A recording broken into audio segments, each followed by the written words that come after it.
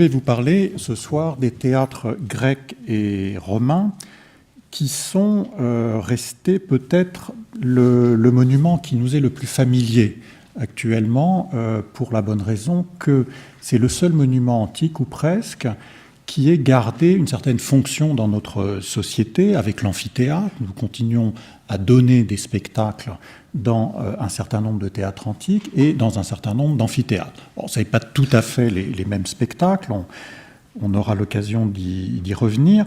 Néanmoins, il y a une intégration à notre société moderne de ces édifices. Et pour ce qui est de nous en tant que spectateurs, nous pouvons avoir une forme d'expérience d'archéologie, une sorte d'expérimentation archéologique en allant s'asseoir dans ces théâtres, dans ces amphithéâtres, en étant dans la même position que les spectateurs antiques. D'autre part, ce sont des monuments qui sont facilement reconnaissables, et ça j'en ai souvent fait l'expérience en travaillant sur des théâtres antiques. On voit souvent des touristes qui arrivent et qui disent « Ah, le théâtre », avec le plaisir que l'on peut avoir à nommer les choses. C'est aussi un édifice et un monde, le monde des spectacles antiques, qui nous est familier parce que l'on continue à représenter des drames qui ont été écrits et créés dans l'Antiquité, aussi bien Antiquité grecque qu'Antiquité romaine. Enfin, mais ça c'est peut-être un peu en train de disparaître, le théâtre grec surtout a été pendant longtemps une source d'inspiration des architectes modernes et contemporains. Alors cette familiarité que nous avons avec l'histoire du théâtre, avec cette forme architecturale, ce que je voudrais essayer de faire devant vous, c'est de l'éprouver et de voir comment cet édifice est né dans l'Antiquité, quelle a été son histoire en fonction de l'histoire des spectacles et en fonction de l'histoire de la société ou des sociétés qui l'ont commandité. Alors, c'est une chance de pouvoir parler du théâtre grec, en ce sens que le théâtre, l'architecture théâtrale, est née en Grèce. À la fois le mot et la chose, le mot théatron, que nous avons conservé par un dérivé en français, et la chose, donc l'architecture du théâtre. Alors, cet édifice, il est né dans des conditions historiques très particulières que je vais vous rappeler. Il est né à l'époque archaïque, donc vers le 7e, 6e siècle, à un moment où, en Grèce, on organise des concours religieux en l'honneur des dieux.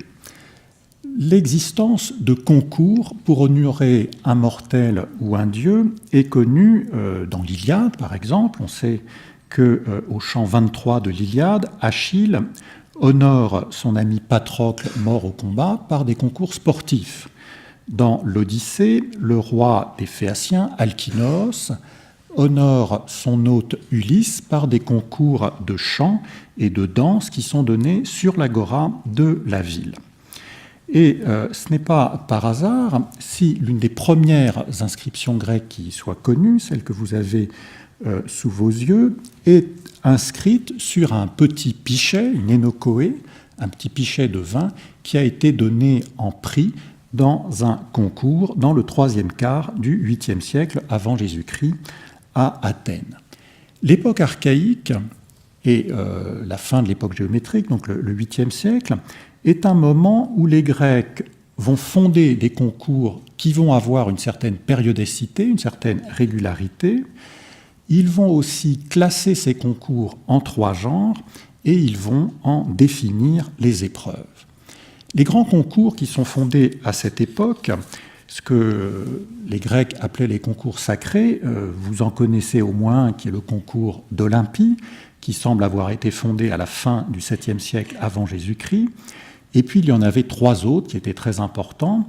Le concours qui avait lieu à Delphes en l'honneur d'Apollon, qu'on appelait les Pythias, le concours pour Poséidon à l'isthme de Corinthe et le concours pour Zeus à Némée dans le Péloponnèse. Cela, c'était les 4 grands concours pour lesquels on remportait une simple couronne de feuillage, mais aussi beaucoup de gloire. Et on peut ajouter à ces concours 2 concours qui vont nous intéresser particulièrement, qui avaient lieu régulièrement à Athènes, les Panathénées, en l'honneur d'Athéna, qui avait lieu tous les 4 ans, et les Dionysies, en l'honneur de Dionysos, qui avait lieu tous les ans. Et cette période archaïque dont je vous parle, c'est une époque où à la fois on fonde ces concours et on va leur donner une certaine régularité. Les plus grands concours ont lieu tous les 4 ans, c'est le cas des concours d'Olympie et de ceux de Delphes.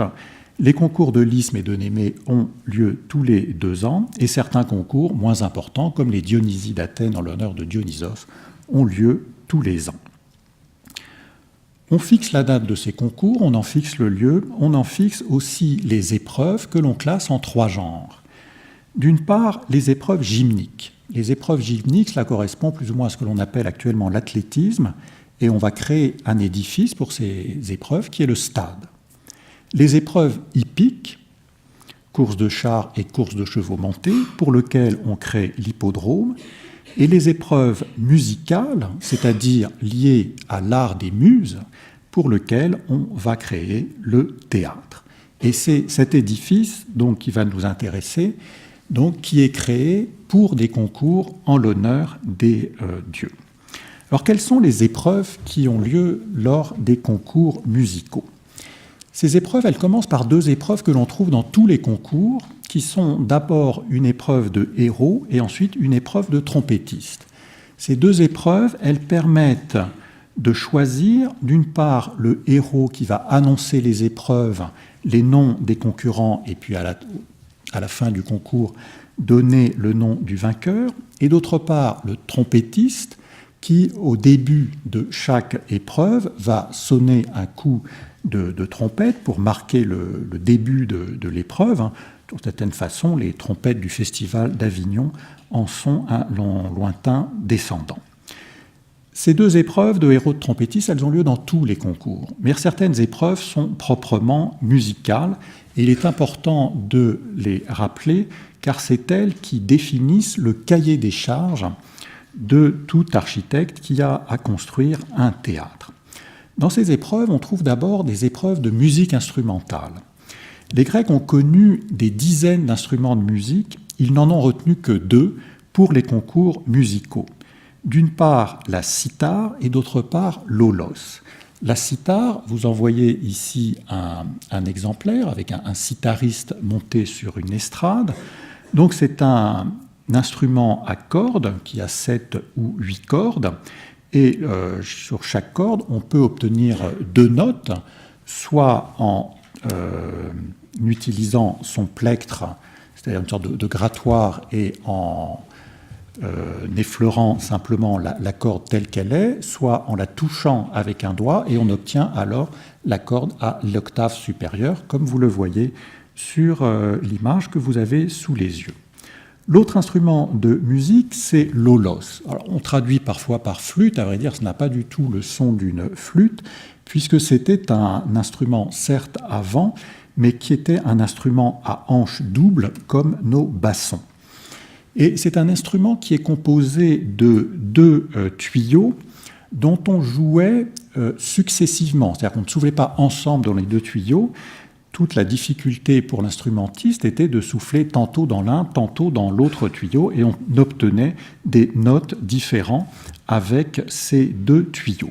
C'est un instrument qui a une grande importance dans les concours musicaux parce qu'on peut en jouer seul, on peut en jouer accompagné aussi, et en particulier accompagné de chœurs. Les concours de chœurs dont nous allons parler, étaient accompagnés d'un joueur d'aulos.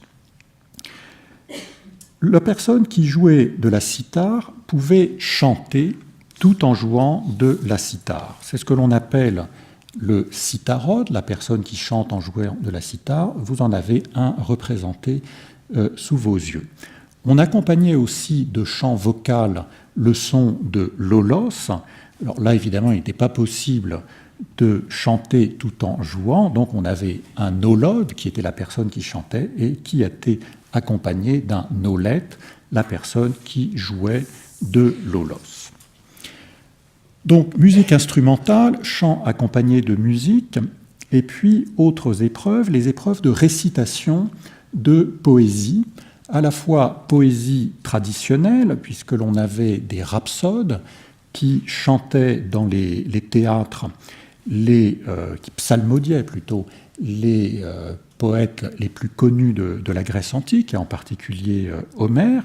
Et puis il y avait un certain nombre de poètes aussi qui composaient des poésies épiques ou des éloges, ou de la poésie parodique aussi, qui étaient données dans des épreuves lors des concours musicaux. Puis viennent les épreuves de chœur. Alors, ce qu'on appelle un chœur, donc c'est un ensemble de personnes qui chantent et qui dansent au son de l'aulos. Et vous voyez ici sur cette image le joueur d'aulos et puis tout un ensemble de choristes qui se trouvent autour de Dionysos, représenté dans la partie centrale de cette coupe attique.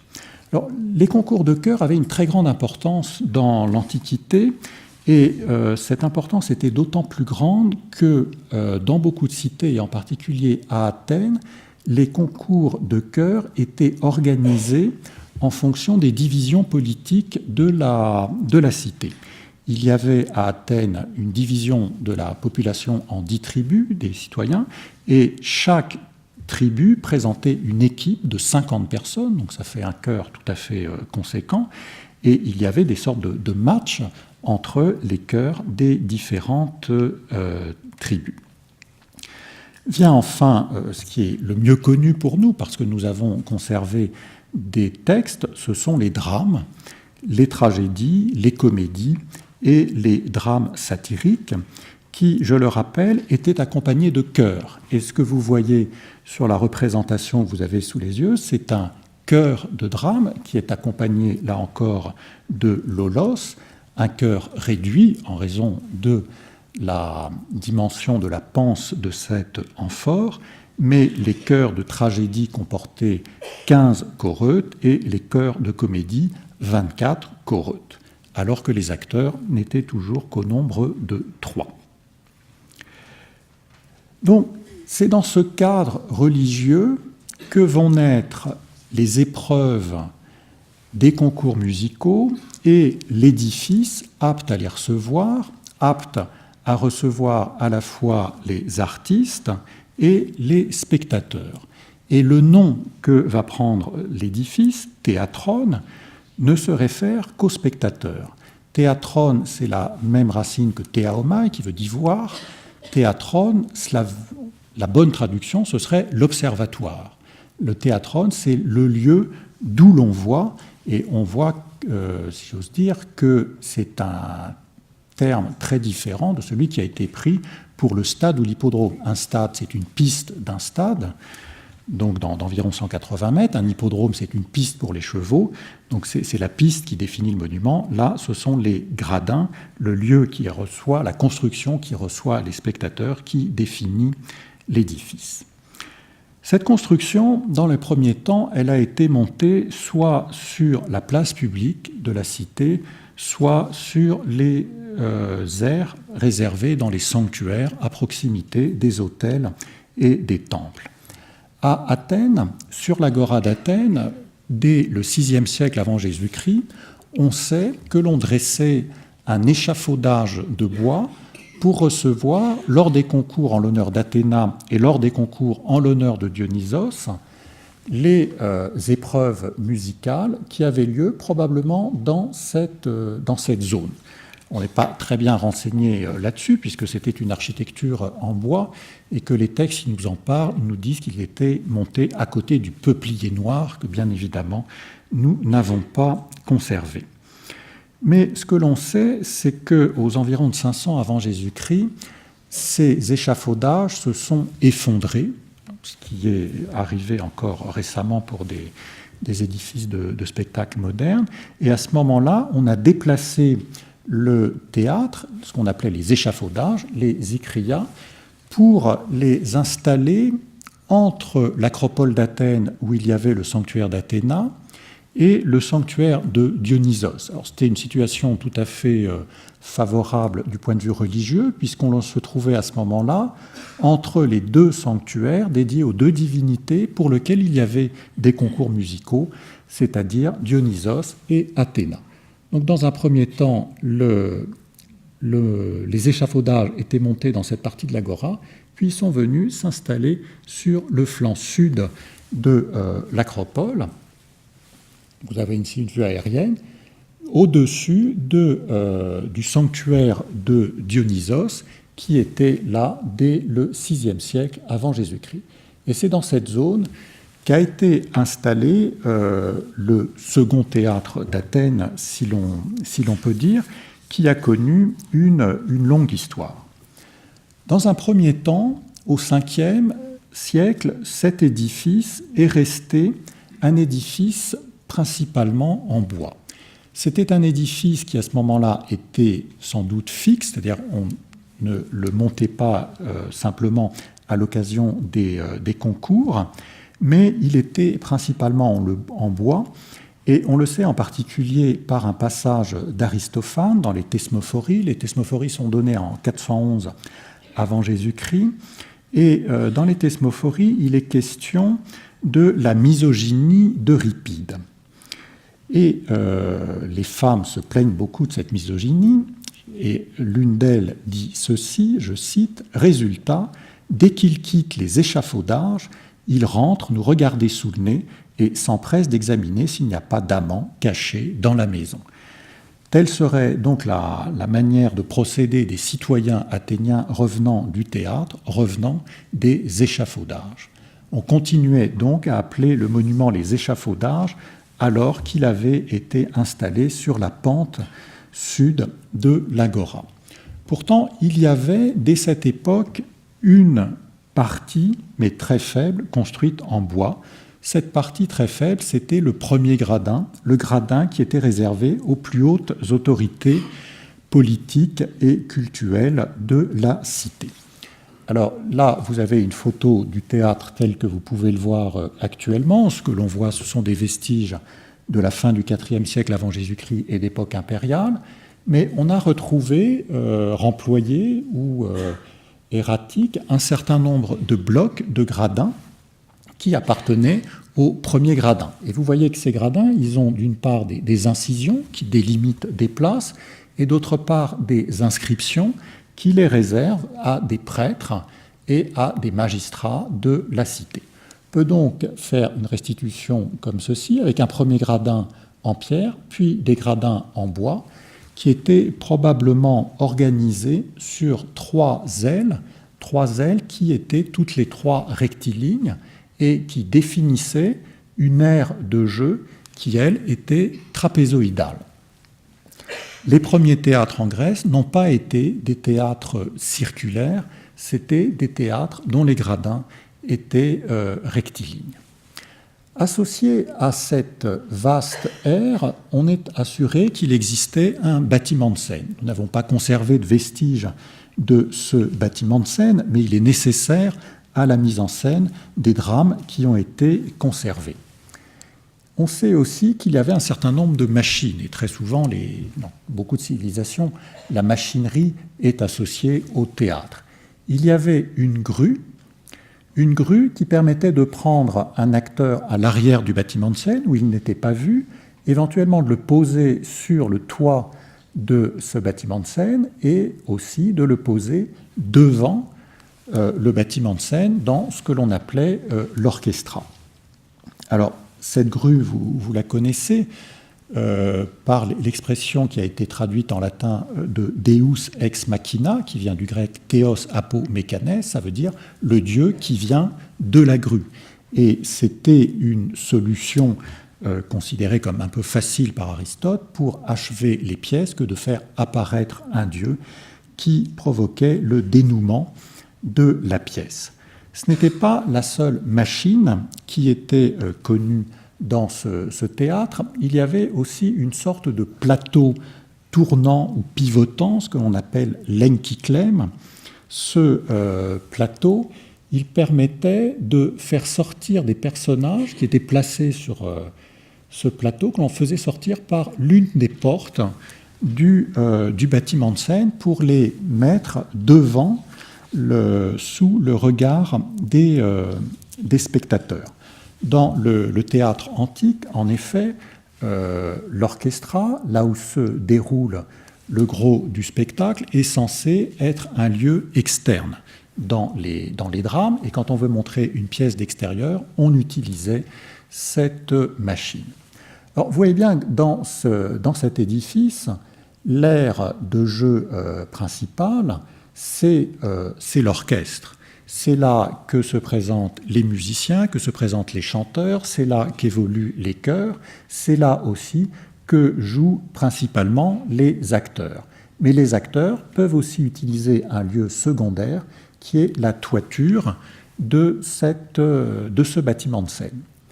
Et les acteurs, ils accèdent à l'orchestra soit en venant par les passages latéraux, soit en sortant par la porte centrale ou les deux portes latérales qu'il y avait dans ce bâtiment de scène, soit en utilisant les deux machines dont je viens de vous parler, donc soit le plateau à roulettes, soit la grue. Ce type de vestige, ce type de théâtre à gradins rectilignes et orchestra rectangulaire ou polygonal, on en trouve dans d'autres lieux de Grèce, mais relativement peu, et sur une zone assez réduite. On en trouve en Argolide, à Argos, en Corinthie, à l'isthme de Corinthe, peut-être à Chéronée en Béotie, mais on en trouve surtout à Athènes et en Attique. L'Attique a connu, en effet, en parallèle avec les Dionysies qui avaient lieu à Athènes même, des Dionysies que l'on qualifiait de rurales et qui y avaient lieu au cœur de l'hiver, en décembre-janvier, plus ou moins à l'époque où nous sommes actuellement, et chaque village, ou presque chaque village de l'Attique, ce que l'on appelle l'Édème, organisait des concours de chœurs et de drames dans des petits théâtres relativement modestes, mais qui pour certains sont beaucoup mieux conservés que le théâtre d'Athènes, car ils n'ont pas été modifiés par la suite. Alors ces théâtres, nous en connaissons une vingtaine, soit par des textes, soit par des vestiges, et je vais vous en montrer quelques-uns, en commençant par le théâtre de Torikos, donc tout près du Cap Sounion, qui est le théâtre classique le mieux conservé du monde grec. Vous voyez, ce théâtre, il était en grande partie construit en pierre, ce qui est une première dans l'architecture grecque. On date ce théâtre d'environ 450 avant Jésus-Christ. Et ce que vous voyez, ce sont des gradins qui sont extrêmement simples, de simple degré, c'est-à-dire que la face antérieure et la face supérieure sont planes. Ils ne sont pas uniquement rectilignes, puisque la partie centrale est effectivement rectiligne, avec deux escaliers de part et d'autre, mais les bords sont légèrement arqués. Au pied de ces gradins, on trouve une vaste orchestra, et il faut restituer un bâtiment de scène en bois qui était monté pour les spectacles. Et puis, on a là une disposition tout à fait intéressante, puisque l'on a de part et d'autre de cet orchestre un temple de Dionysos et de l'autre côté un autel. C'est-à-dire que l'orchestre, le lieu scénique, était aussi le parvis du temple. Et vous voyez que ce qui était dissocié à Athènes, où l'on avait construit le théâtre au-dessus du sanctuaire de Dionysos, était ici associé.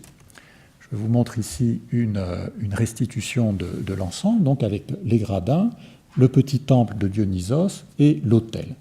Et on a remarqué, quand on a découvert ce théâtre, que le premier gradin comportait lui aussi des inscriptions et des traits délimitant des places. C'est-à-dire que dès l'apparition du théâtre en Grèce, il y a certaines personnes qui ont droit à des places réservées en raison de leur fonction et de leur charge dans la société, qui ont droit à ce qu'on appelle la proédrie, c'est-à-dire le premier rang. Alors, voyons un autre édifice, cette fois dans le nord de l'Attique, le théâtre de Rhamnonte. Rhamnonte, c'est un petit village de l'Attique au bord de la mer, et ce que l'on voit dans la brume, c'est le Bé, et c'est un village qui, ces dernières années, a été très largement fouillé. Et on a trouvé une installation théâtrale sur l'agora. C'était la place du village qui servait pour les représentations. Il y avait un petit hôtel de Dionysos en bordure de cette place, et les seuls éléments qui étaient construits en pierre étaient une série de trônes qui bordaient cet orchestra. Au-dessus, il y a un terrain qui est en légère pente, où soit les spectateurs s'asseyaient directement sur le sol, soit on érigeait des gradins en bois lors des représentations. Vous voyez ici ces trônes en pierre. Dernier exemple, celui de Onumone, qui est près de l'ancien aéroport d'Athènes, donc dans la banlieue d'Athènes, où là on a trouvé un théâtre qui avait trois branches de gradins, toutes trois étaient parfaitement rectilignes. Et c'est évidemment ce type d'édifice qui permet d'assurer la restitution que vous avez sous les yeux, et de voir que dans ces théâtres, on a des gradins donc, qui sont généralement rectilignes, qui peuvent être divisés par des escaliers, mais il n'y a jamais de division horizontale. L'orchestra, qui est le lieu scénique principal, est relativement développé, et il est toujours plus long que profond, et le bâtiment de scène est très simple, et je vous le disais, définit deux lieux scéniques, un lieu principal qui est l'orchestra, et un lieu secondaire qui est la toiture du bâtiment de scène. On remarque aussi que dans ces édifices, on a toujours choisi des lieux plus ou moins en pente, de telle manière que l'on adossait les gradins. Alors, ces gradins pouvaient être en bois, mais le fait que ce soit une pente, ça permettait de réduire la hauteur des échafaudages. Soit on adossait des gradins qui étaient construits, et dans certains théâtres, c'est le cas par exemple à Argos, on a choisi des pentes en pierre, ce qui a permis de tailler les gradins dans la colline elle-même. C'est ce type d'édifice, vous voyez que pour les drames, il a un certain nombre de contraintes du fait que, contrairement à ce que l'on a dans nos édifices actuels, il n'y a pas de rideau. C'est-à-dire que le lieu scénique est toujours visible. On ne peut rien cacher, d'où l'utilité de ce plateau à roulettes dont je vous parlais, mais d'où aussi un certain nombre de mises en scène qui ont disparu pour nous avec l'existence du rideau, qui faisait que quand l'on voulait apporter sur l'orchestre des éléments de décor, il fallait les faire apporter par des acteurs ou par le chœur, comme vous le voyez ici, où vous avez un ensemble d'acteurs dessinés, enfin de choristes dessinés en satire, qui sont en train d'apporter les différents éléments d'un trône qu'ils montent eux-mêmes dans l'orchestra. Ce théâtre classique, très modeste par son architecture, c'est le théâtre qui a vu les créations d'Échille, de Sophocle et d'Euripide. Il a été remplacé par un édifice beaucoup plus développé par son architecture, qui a été achevé dans les environs de 325 avant Jésus-Christ, du temps où un certain Lycurgue s'occupait des finances de la cité. C'est pour ça que l'on parle généralement du théâtre de Lycurgue. Et cet édifice, on en voit encore des vestiges très importants parce qu'il était en bois, et en particulier l'ensemble des gradins date de cette époque. Alors c'est un édifice qui, par sa forme architecturale, apporte beaucoup de nouveautés. En voici une maquette restituée. Ce que l'on voit dans cette maquette, D'abord, ce qui est frappant, c'est l'ampleur de ce monument. C'est un monument qui pouvait recevoir entre 15 et 17 000 spectateurs, ce qui est évidemment beaucoup plus que nos théâtres actuels et beaucoup plus que le petit théâtre du 5e siècle avant Jésus-Christ. C'est un théâtre qui est un théâtre presque entièrement construit en pierre, et on voit à ce moment-là l'architecture théâtrale entrer dans la grande architecture grecque bien après que les temples, que les autels, que les portiques aient été construits en pierre. Alors, la chose la plus frappante quand on regarde ces gradins, c'est qu'ils ont un plan semi-circulaire. À vrai dire, ce sont des demi-cercles prolongés qui forment des sortes de U. À la base, il y a un premier rang qui est occupé par des trônes en marbre du Pentélique, qui sont toute une série de 67 trônes, avec au centre un trône qui est un petit peu plus haut, qui est beaucoup plus orné, qui était réservé aux prêtres de Dionysos, qui avaient droit à un siège beaucoup plus développé que les autres. Et comme vous voyez, ces petites cavités prouvent qu'il avait droit aussi à un dais qui lui permettait de voir les spectacles en étant à l'ombre. À l'arrière, des gradins qui sont en pierre, en calcaire du Pirée, et vous voyez qu'ils ont une forme beaucoup plus développée que ce que l'on a vu jusqu'ici. Jusqu'ici, on voyait des degrés en forme de marche. Là, on distingue la partie sur laquelle on s'assoit de celle sur laquelle on pose ses pieds. Et puis, d'autre part, ces gradins sont légèrement creusés à l'avant, ce qui permet de reporter en partie ses pieds sous son siège. D'autre part, ces blocs de gradins reposent les uns sur les autres, un petit peu comme les tuiles d'un toit, ce qui permet d'avoir une évacuation des eaux et d'éviter les infiltrations dans le remblai sur lequel ils ont été disposés.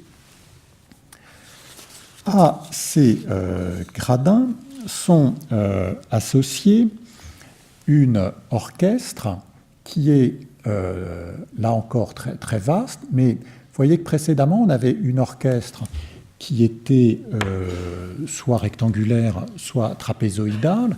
Là maintenant, l'orchestre, elle a la forme, disons, d'un demi-cercle auquel on associerait un rectangle. Là, elle n'est pas circulaire, comme on le dit souvent, elle a une forme plutôt d'un demi-cercle associé à un rectangle, et elle est plus profonde que longue, c'est-à-dire qu'on inverse le système de proportion par rapport à ce qui était connu précédemment. Cette orchestre, elle reste accessible latéralement par deux passages qui sont ouverts et qui maintenant sont monumentalisés par deux grandes portes couvertes construites en marbre.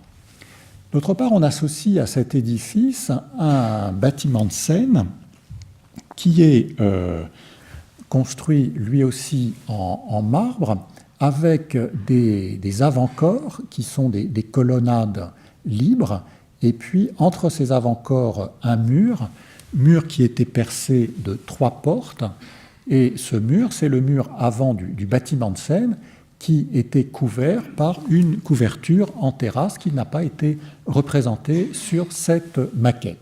Vous voyez ici en plan donc les deux avant-corps et puis les vestiaires qui maintenant sont construits en pierre et qui ont 3 portes donnant sur l'orchestre.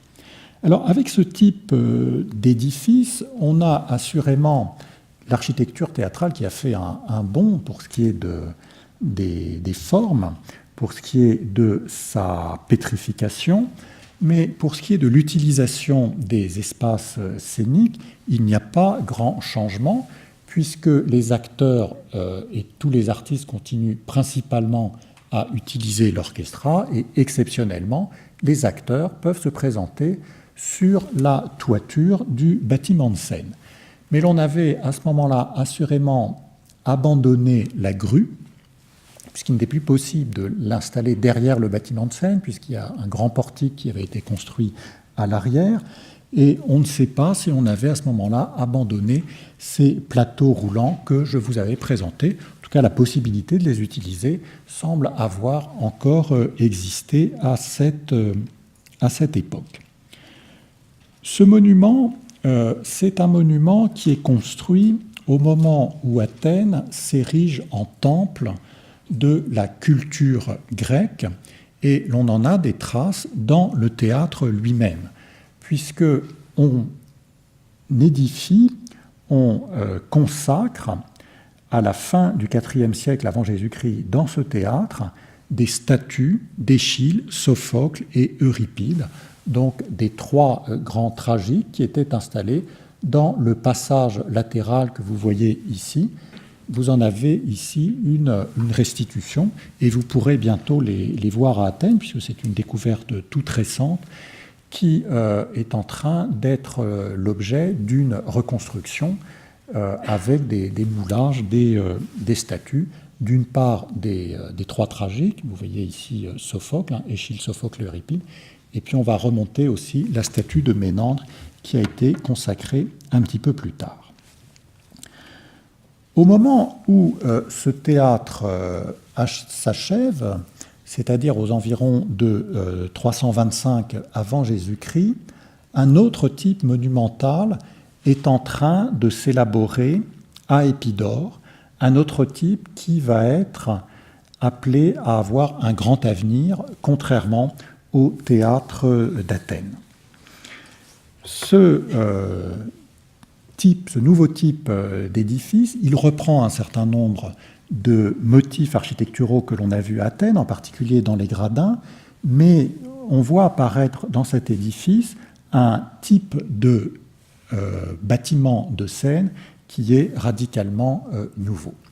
Alors, regardons donc ce théâtre d'Épidore que vous voyez situé sur cette carte.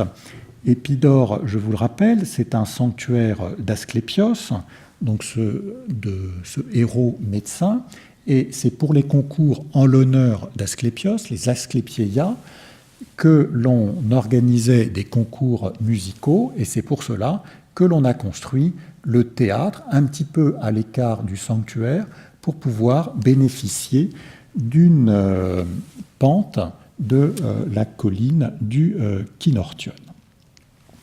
Alors, ce théâtre, il est resté célèbre à l'époque moderne, il l'était déjà dans l'Antiquité.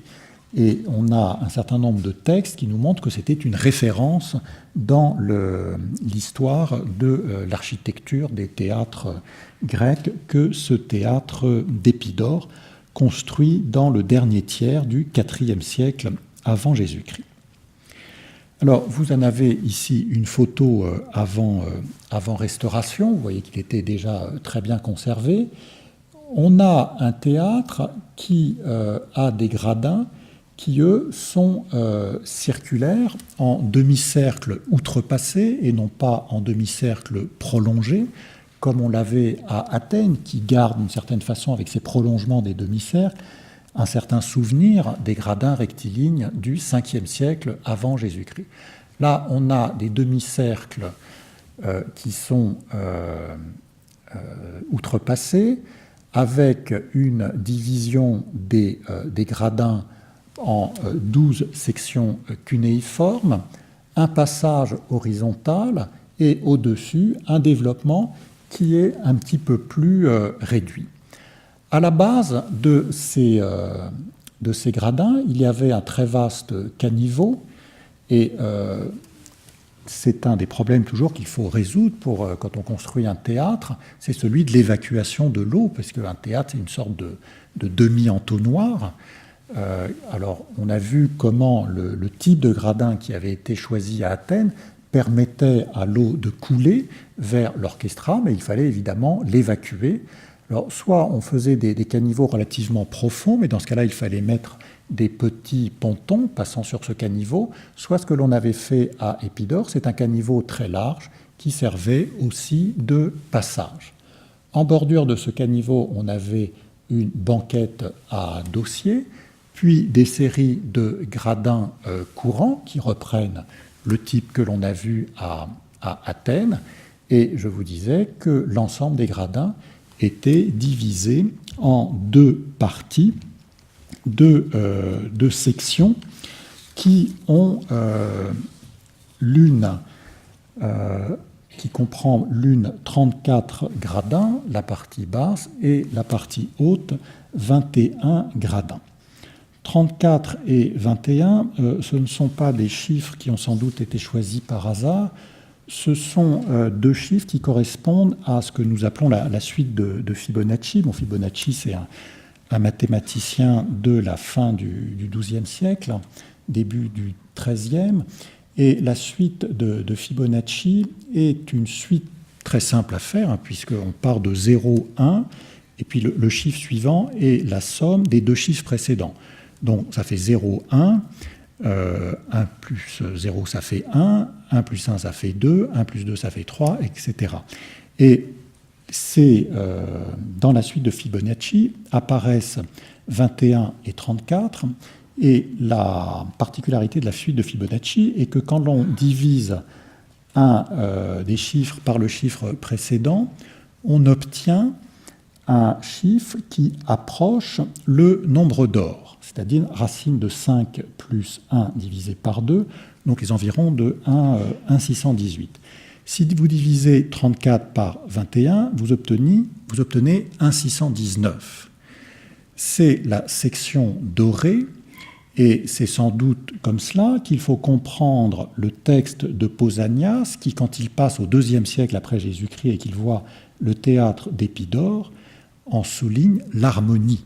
Et cette harmonie, elle était en grande partie fondée sur l'usage du nombre d'or chez les Grecs. On pourrait développer cela, il y a beaucoup de raffinements, disons, dans ce théâtre, et l'un des autres raffinements est le système d'accès au passage horizontal qui se fait simplement par le retrait de la partie supérieure et non pas par des rampes, par des escaliers, comme cela avait été fait au théâtre d'Athènes précédemment.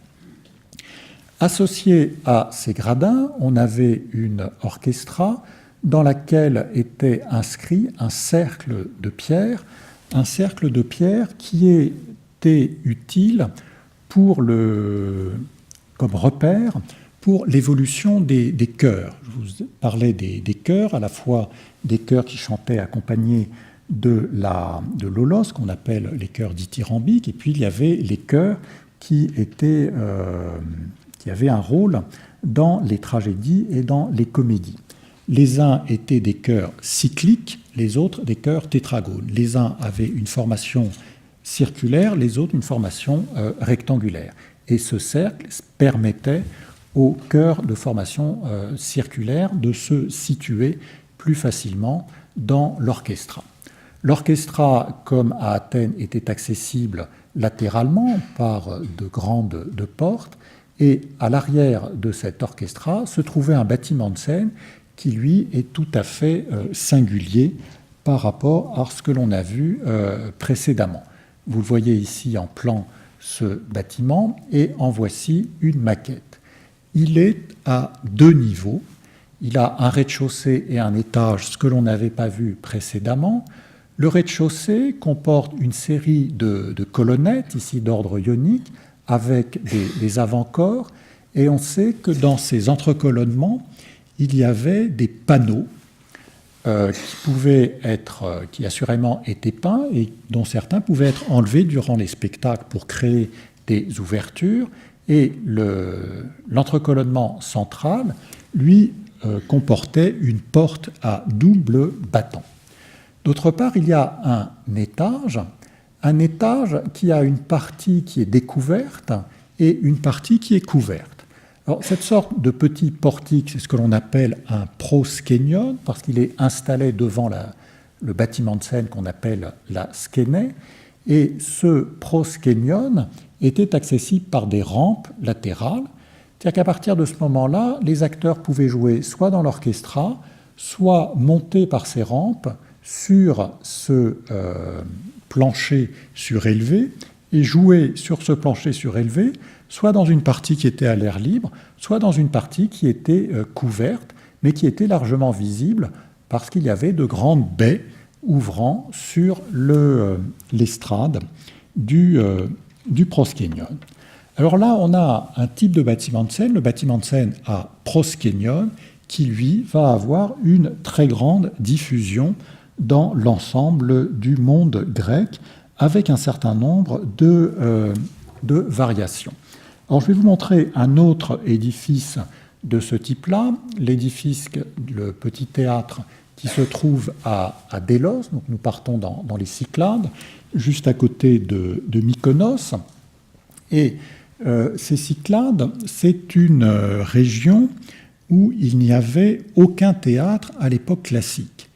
Et au début de l'époque hellénistique, donc à partir de la fin du IVe siècle avant Jésus-Christ, toute une série de théâtres va être construit dans cette zone du monde grec, comme vont être construits des théâtres dans tout l'Orient grec.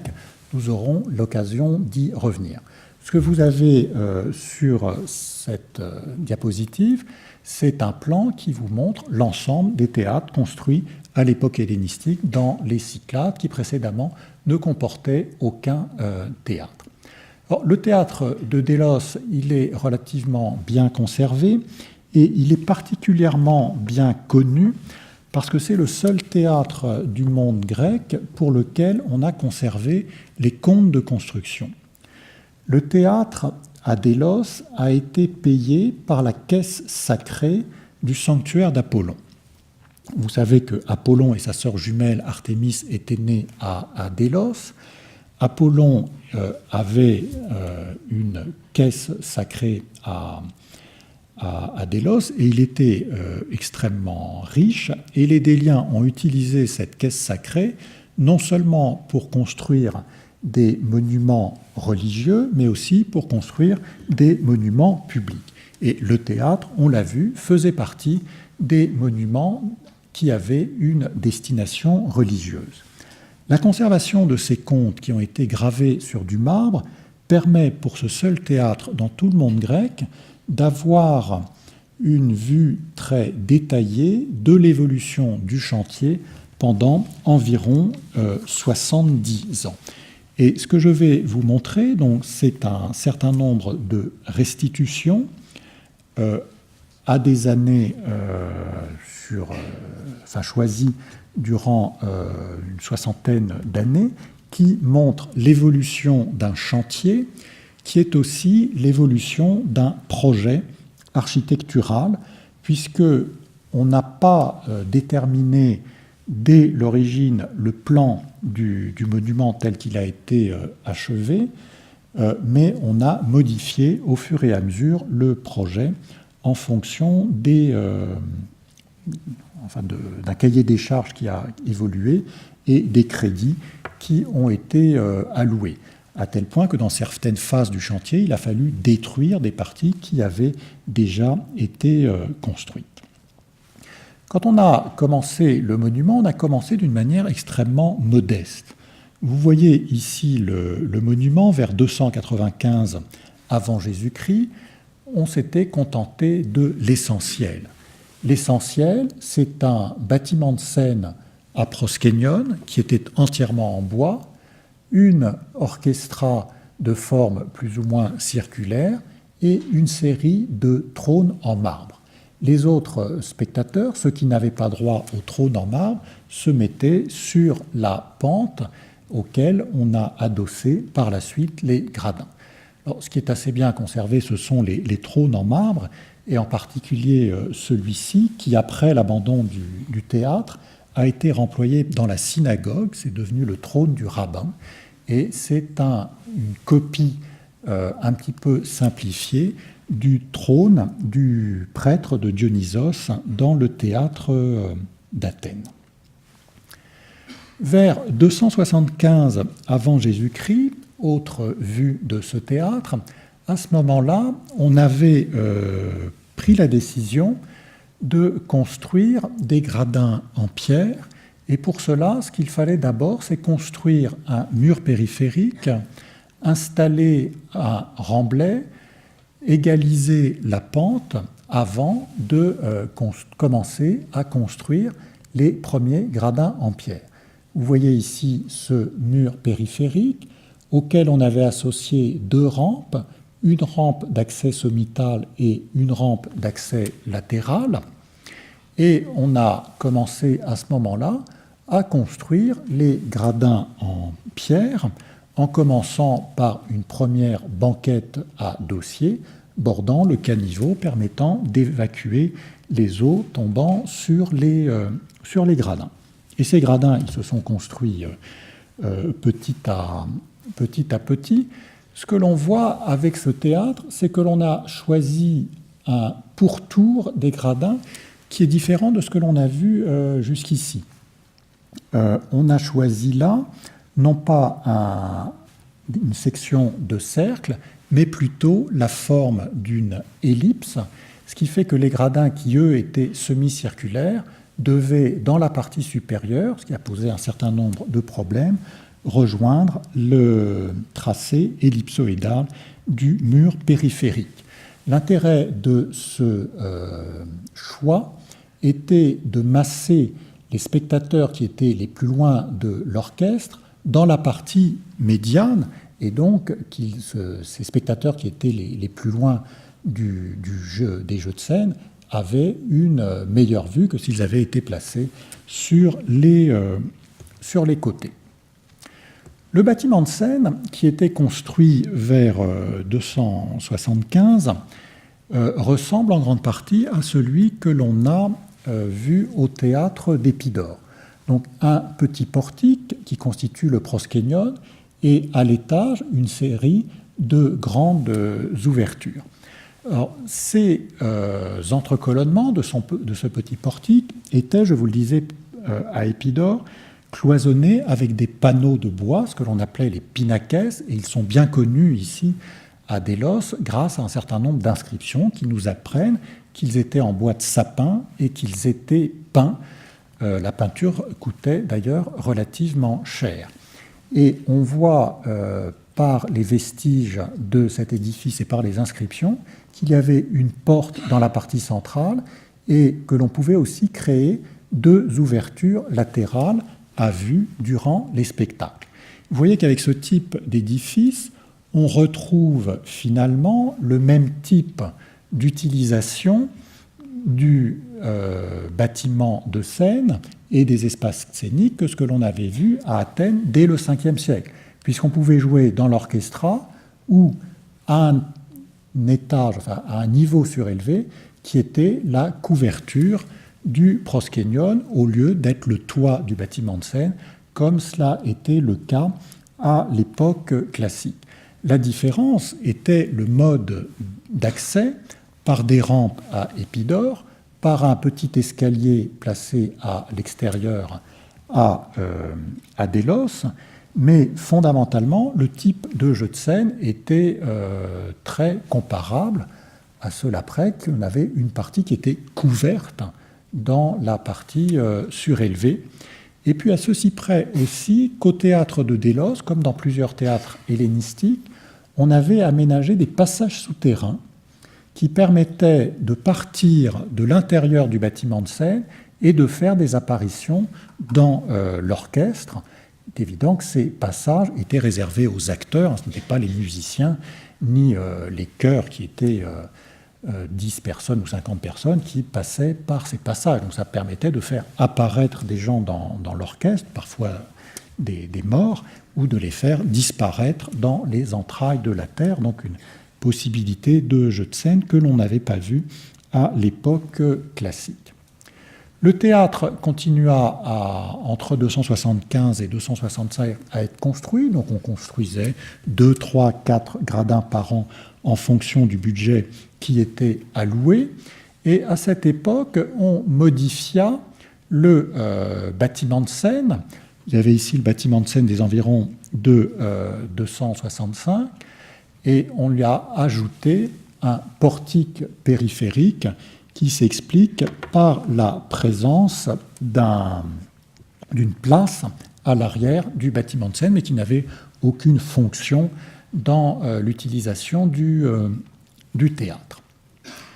Le théâtre a été véritablement achevé aux environs de 240, À ce moment-là, on avait construit l'ensemble des gradins et on avait ajouté une nouvelle rampe tout en dotant chacune de ces rampes de grandes portes à l'endroit où l'on débouchait sur les gradins.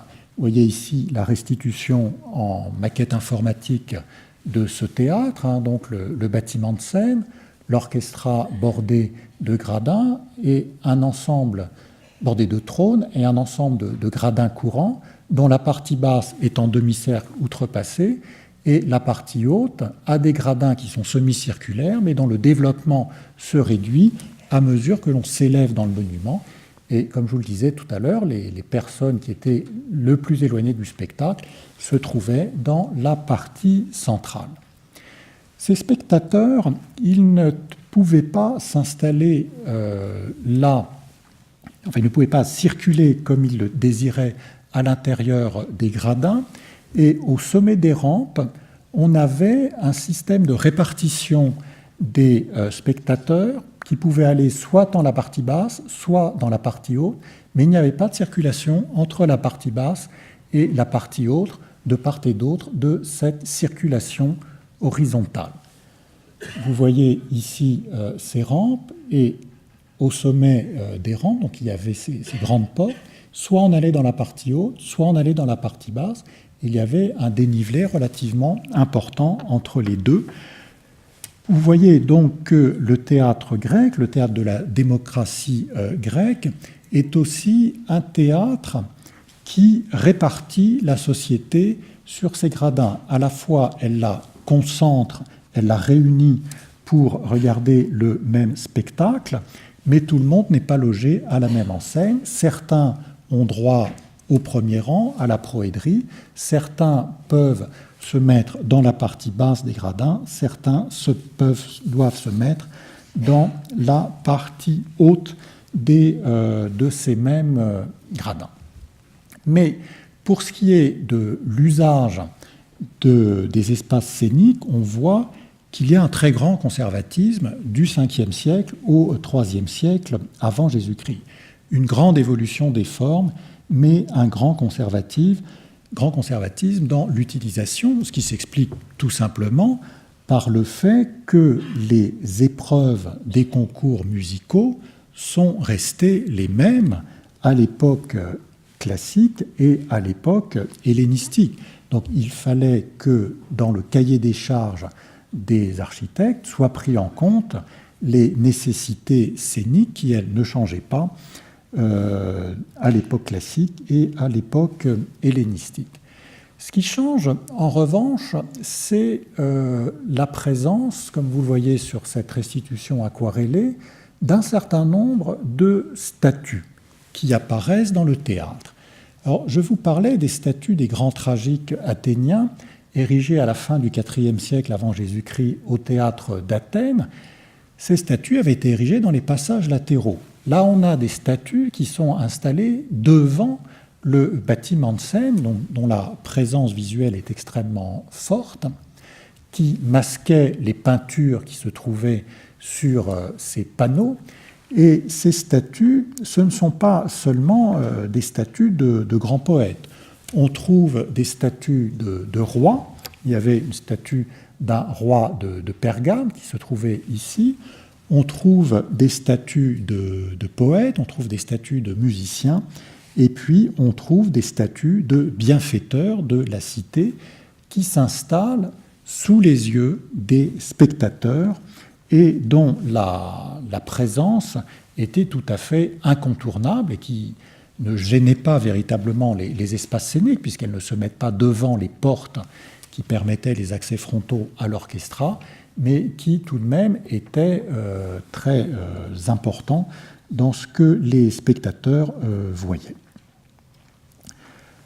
Ce type de théâtre, à gradins circulaires et bâtiment de scène à proskenion, va connaître une très grande diffusion dans l'Orient grec.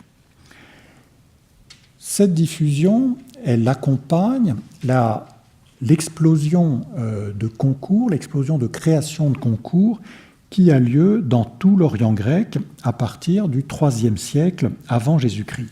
Et c'est pour recevoir ces concours musicaux qu'il faut construire des théâtres.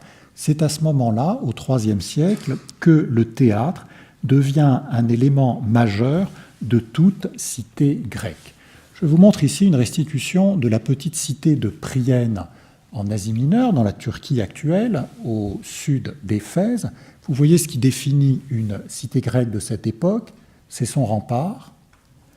Ici, le gymnase avec le stade, la place publique, l'agora, le sanctuaire d'Athéna qui protège la cité, et puis le théâtre. Ce sont ça les grands monuments publics d'une cité de l'époque hellénistique. Le reste de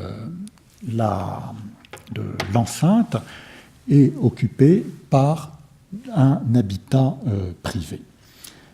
Ce type de ville et la présence de théâtre dans la cité grecque, on va la rencontrer de manière massive dans toute la péninsule balkanique, dans la Grèce actuelle, mais aussi en Albanie, par exemple. On va trouver ce type de théâtre dans les îles, les Cyclades, on vient d'en parler. On va en trouver en Asie mineure, disons en Turquie, sur toute la côte ouest, sur la côte sud aussi. Et puis on va en trouver de manière la plus sporadique en Cyrénaïque, c'est-à-dire en Libye actuelle, à Chypre, dans le nord de l'Égypte, par exemple à Alexandrie, mais aussi dans des régions beaucoup plus éloignées. On a retrouvé des théâtres de ce type en Irak, en Iran et même en Afghanistan, dans ces territoires qui ont été conquis par Alexandre le Grand. Et dans ces théâtres, on voit apparaître quelques nouveautés. Le gros de l'architecture reprend les motifs ornementaux et architecturaux que je vous ai présentés, mais il y a quelques nouveautés, et il y en a une qui est assez importante que je vais vous présenter maintenant, en prenant pour exemple le théâtre du Létoon de Xanthos, donc qui se trouve là où se trouve ce carré rouge. Le Létoon de Xanthos, donc c'est le sanctuaire de Léto, la mère d'Apollon et d'Artémis. Et en Lycie, ce sanctuaire a reçu des concours, et en particulier des concours pour la déesse Rome, qui avait déjà une grande importance au IIe siècle avant Jésus-Christ. Le théâtre, il a été associé au sanctuaire, vous voyez ici les différents temples. On a recherché, comme souvent, un lieu favorable à l'adossement des gradins, mais pour accéder au passage horizontal, on n'a pas fait de rampe, on n'a pas fait d'escalier, on a percé les gradins supérieurs par un tunnel qui passait donc sous ces gradins. Vous le voyez ici, ce tunnel, ici le mur de soutènement des gradins, et ce tunnel qui permettait d'arriver directement à l'intérieur du théâtre. Et le débouché de ce tunnel est orné par un motif qui aura une grande prospérité dans l'architecture théâtrale, avec une arcature qui est flanquée de 2 pilastres et d'un entablement surmonté d'un fronton. En Occident, la diffusion du théâtre au IVe, IIIe, IIe siècle est beaucoup moins importante qu'elle ne l'est en Orient. On connaît quelques théâtres dans les colonies grecques d'Italie du Sud et de Sicile dès l'époque classique. Il existait par exemple un théâtre à Syracuse. Au IVe, IIIe, IIe siècle avant Jésus-Christ, le nombre de ces édifices va se développer et atteindre non seulement les cités grecques, mais aussi des cités qui ne sont pas grecques. C'est le cas de Ségeste, de Solonde, d'Héraclée à Minoa. Et petit à petit, on va voir l'architecture théâtrale remonter en Italie, se diriger vers l'Italie du Nord et vers Rome où va être créé un nouveau type d'architecture théâtrale. Néanmoins, cela reste très, très réduit. La Gaule, même Marseille par exemple, n'a pas connu de théâtre à l'époque hellénistique. L'Espagne non plus. Le Maghreb, ce qu'on appelait la Numidie à l'époque, n'a pas connu de théâtre au IIIe ou au IIe siècle avant Jésus-Christ. Le théâtre qui se développe au IVe, IIIe, IIe siècle avant Jésus-Christ en Sicile et en Italie du Sud a un certain nombre de traits qui sont singuliers par rapport au théâtre d'Orient et qui sont les prémices du développement du type romain du théâtre. Au théâtre de Métaponte, sur le golfe de Tarente, on a un plan qui est tout à fait original, qu'on ne pourrait pas trouver en Asie mineure ou en Grèce.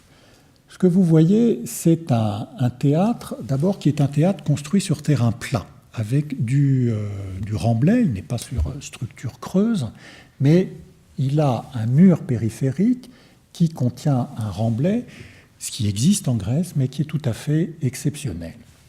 Ce mur périphérique, vous voyez que ses parties antérieures sont alignées, alors que ce que l'on a vu en Grèce, ce sont des murs qui définissaient des demi-cercles outrepassés ou prolongés pour les gradins et qui n'étaient pas alignés. Ces murs, ils définissent non pas un demi-cercle, mais là, moins qu'un demi-cercle pour les gradins, et le mur périphérique est un mur polygonal, mur qui a une ornementation que vous voyez ici telle qu'elle a été reconstruite sur le terrain, et vous en voyez ici un dessin de restitution, avec une décoration d'ordre dorique, des colonnes qui à la fois sont libres et plaquées, et qui portent un entablement complet. Et vous voyez qu'on a associé à ce mur périphérique un certain nombre d'escaliers qui permettaient d'accéder au sommet des gradins.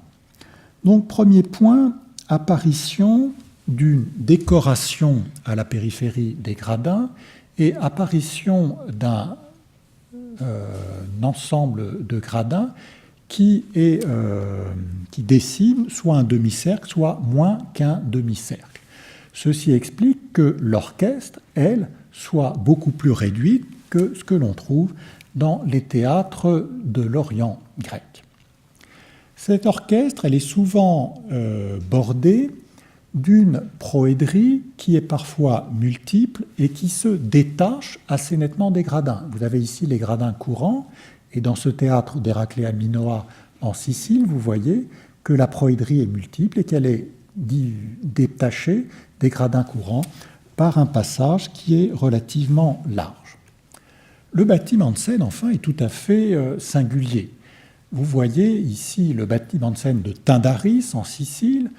Vous voyez que d'une certaine façon, il reprend à son premier niveau le motif du proskenion avec ses colonnes doriques, mais au-dessus, on n'a pas de grande baie ouverte, comme on l'a vu à Délos ou à Épidore, mais une façade ornée de colonnes engagées avec 3 portes. Et enfin, il y a un attique qui se trouve au-dessus.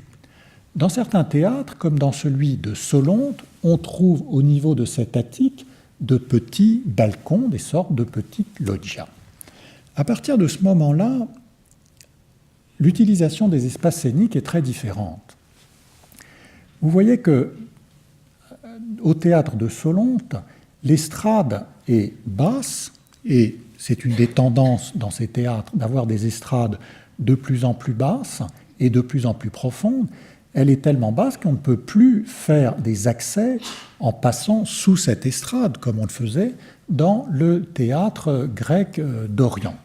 C'est-à-dire que les acteurs jouent à ce moment-là sur l'estrade auquel ils accèdent par des portes. On reprend là, mais à un niveau supérieur, l'organisation que l'on a vue en Grèce, où il y avait des portes dans le proskenion, là, les portes sont placées à l'étage supérieur. Donc les acteurs, à ce moment-là, jouent normalement sur cette estrade et exceptionnellement, ils peuvent faire des apparitions dans les petites loggias qui sont installées au niveau supérieur. Donc on voit transcrit, mais à l'étage supérieur, le système à 2 niveaux que l'on a vu en Grèce d'Orient, et cette fois, un niveau de jeu normal qui est l'estrade et un niveau exceptionnel qui sont ces petites loggias. Alors qu'en Grèce, on avait un niveau normal qui était l'orchestre et un niveau supérieur qui était le proskenion. Cela correspond à un type d'utilisation que l'on trouve sur des vases du IVe siècle avant Jésus-Christ, qui ont été produits en Italie du Sud et en Sicile, qui représentent des acteurs sur une estrade associés à des portes qui sont assez semblables à celles que je viens de vous montrer dans le théâtre de Solonde. Mais là, ce qui était utilisé, c'était des estrades en bois.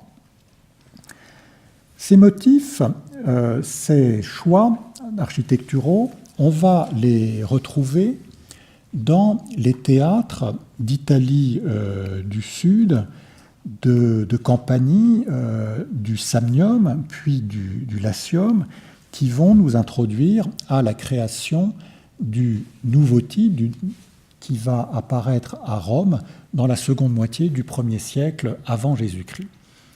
Il faut ajouter aux étapes que je vous ai montrées en Italie du Sud et en Sicile 2 éléments. Le premier, c'est l'apparition dans les dernières décennies du IIe siècle avant Jésus-Christ à Teanum Sidicinum, c'est-à-dire en Campanie, dans la région de Naples, de gradins sur structures creuses.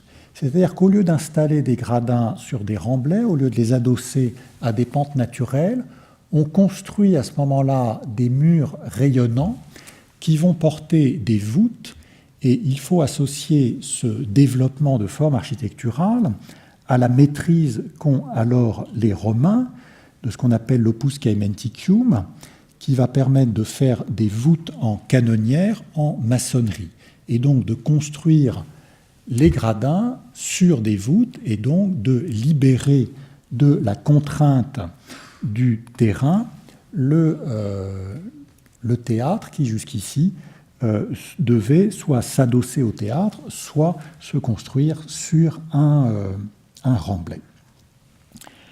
Autre élément qui apparaît dans cette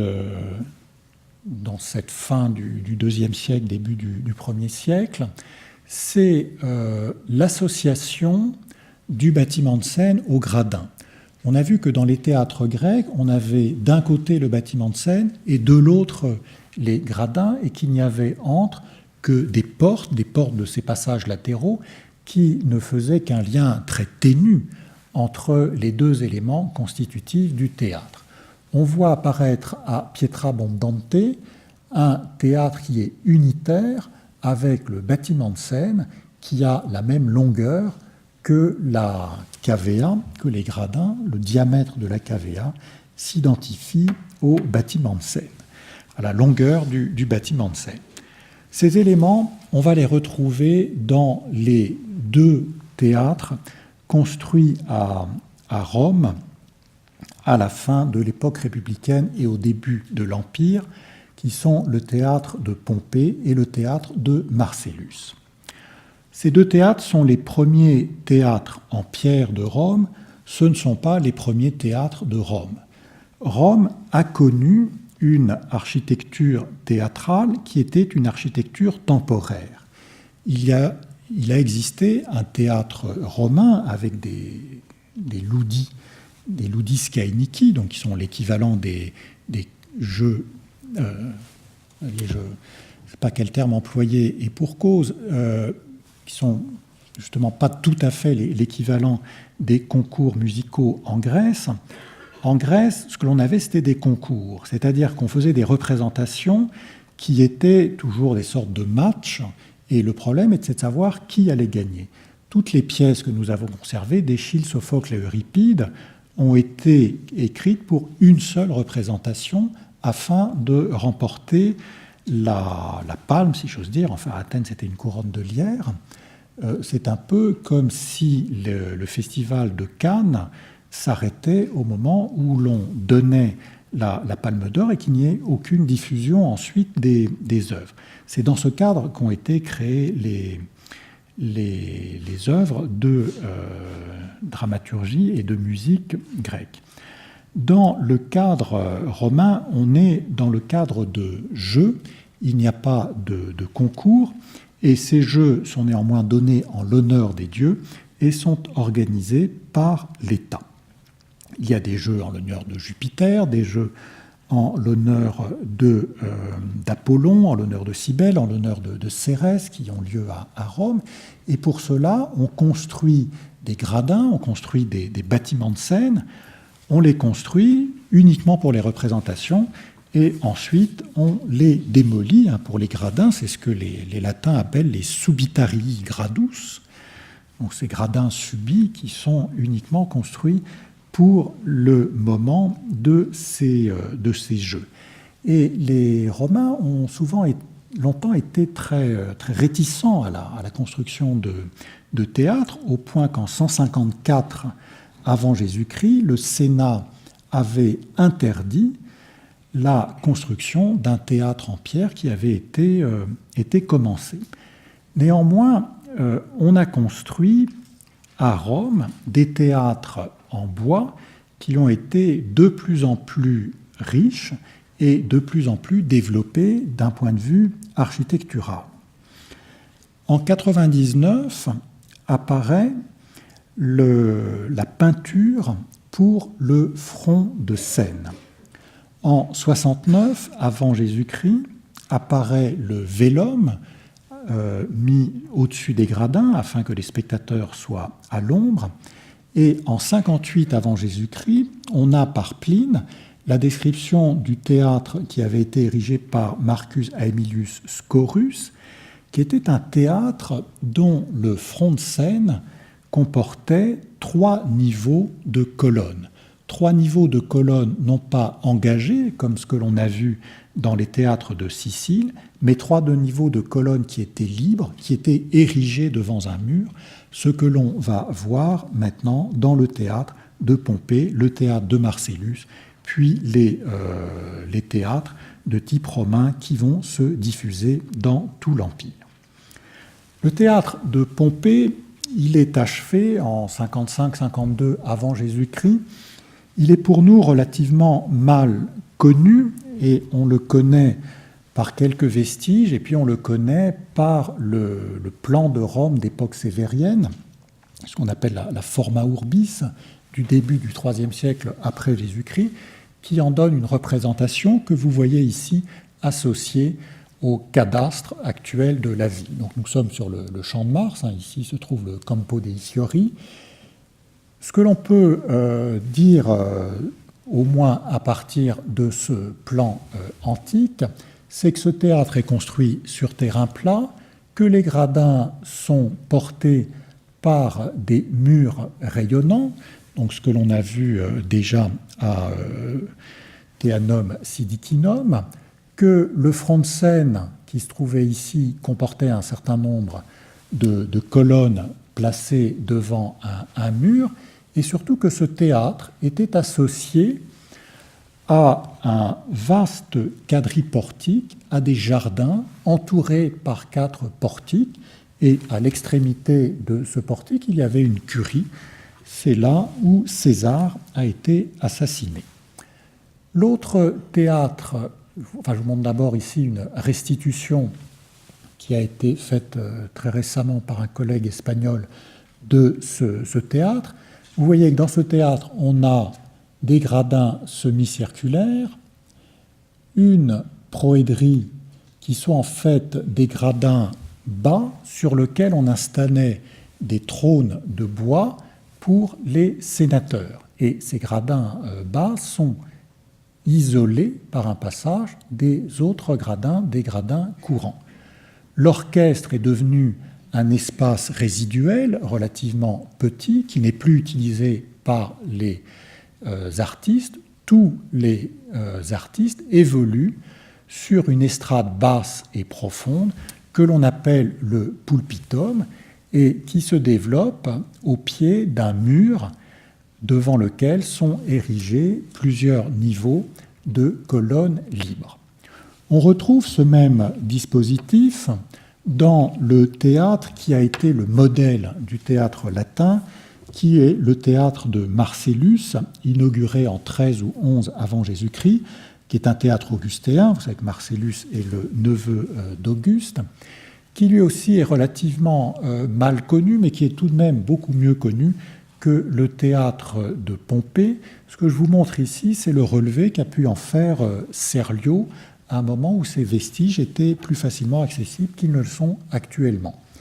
Vous voyez une représentation du bâtiment de scène avec une colonnade placée devant le mur de scène.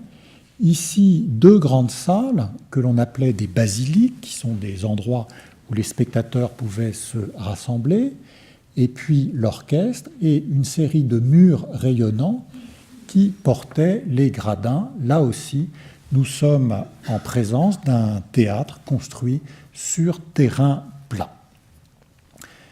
Ces murs rayonnants, ils étaient ornés à leurs extrémités d'une série d'arcatures que vous voyez ici, flanquées de colonnes engagées, colonnes doriques au rez-de-chaussée, colonnes ioniques à l'étage, peut-être colonnes corinthiennes à l'étage supérieur, mais cela c'est une restitution pour laquelle il ne vaut peut-être mieux pas trop s'avancer.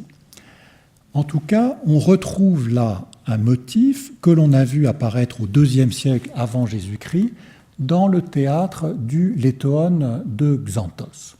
Mais ce motif, il est multiplié par autant d'arcatures qu'il y a, par autant de murs rayonnants qui ont été construits pour porter ces gradins, et chacun de ces niveaux d'arcature correspond à une volée de gradins. Vous voyez ici une première volée de gradins qui correspond au premier niveau d'arcature, une deuxième volée de gradins qui correspond à un second niveau, et le troisième niveau correspond à la fois à des gradins et à un portique qui fait là son apparition, porticus in summa cavea pour reprendre l'expression de Vitruve, qui à ce moment-là couronne les gradins, motif architectural que ne connaît pas le théâtre grec. Alors arrêtons-nous un moment sur cette restitution qui nous permet de voir les grands traits du théâtre romain tel qu'il va se diffuser à l'époque impériale. Le bâtiment de scène comprend une estrade basse, à peu près 1,20 m de haut, et profonde. Sa profondeur peut aller jusqu'à 6 ou 8 mètres, alors que le proskénion grec faisait environ 3 mètres de haut et 2-3 mètres de profondeur. Là, on a une surface qui est beaucoup plus importante, et elle est beaucoup plus importante parce que l'ensemble du spectacle se déroule dorénavant sur cette estrade. À l'arrière est érigé un mur, le mur de scène, qui est percé de 3 portes, auxquelles s'ajoutent 2 portes sur ses retours. Et puis, vous voyez devant ce mur de scène 3 niveaux de colonnades, des colonnes qui sont libres et qui sont uniquement ornementales. Elles ne portent qu'elles-mêmes. On a là le développement d'une architecture d'ornementation qui correspond à ce que l'on trouve dans l'architecture palatiale et qui est un motif, ce motif de front de scène, qui va se développer assez largement dans l'architecture des Romains et en particulier dans l'architecture des fontaines romaines. Il y a là de l'architecture, mais il y a aussi de la sculpture. On a un certain nombre de fronts de pulpitum qui sont ornés de bas-reliefs, et surtout, on va installer des sculptures, soit dans des niches du front de scène, soit entre les colonnes du front de scène. Et c'est un emplacement où l'on va trouver beaucoup, dans tout l'Empire, de statues de la famille impériale. Vous connaissez peut-être la très belle statue d'Auguste qui se trouvait dans le front de scène du théâtre d'Arles, une très belle statue en marbre qui est actuellement exposée dans le musée d'Arles. Cette estrade, elle est couverte par une toiture en auvent qui est extrêmement audacieuse, mais dont l'existence est très bien attestée, et on a en particulier un certain nombre d'attestations d'effondrement de cette toiture en auvent et de réfection dans plusieurs théâtres. À l'arrière de ce mur se trouvent des vestiaires très réduits dans beaucoup de monuments, et ces vestiaires sont flanqués de ces grandes salles, je vous disais, que l'on appelle les basiliques, qui sont destinées au public.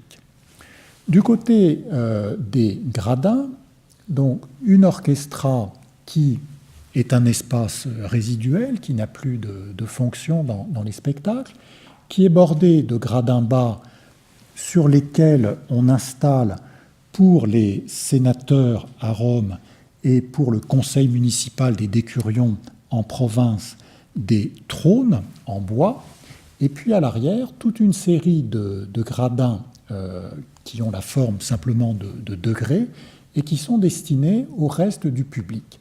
Et vous voyez qu'on atteint ces degrés par des circulations qui, comme le théâtre est construit sur tour creuse, peuvent maintenant être intégrées à la structure même du théâtre. C'est-à-dire qu'on n'accède pas au gradin par la périphérie du théâtre, mais on a installé des séries d'escaliers à l'intérieur même des gradins.